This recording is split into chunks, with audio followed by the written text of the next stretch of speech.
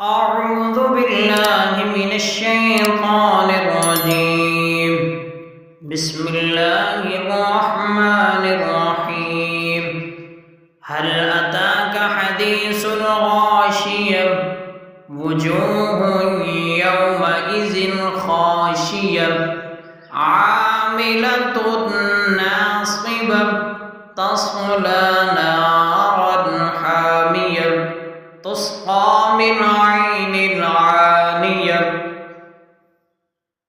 ليس لهم طعام إلا من ضريع لا يسمن ولا يغني من جوع وجوه يومئذ ناعمة لسعيها راضية في جنة عالية لا تسمع فيها لاغية فيها عين جارية فيها سرر مرفوعة وأكواب موضوعة ونمارق مصفوفة وزرابي مبثوثة أفلا ينظرون إلى الإبل كيف خلقت وإلى السماء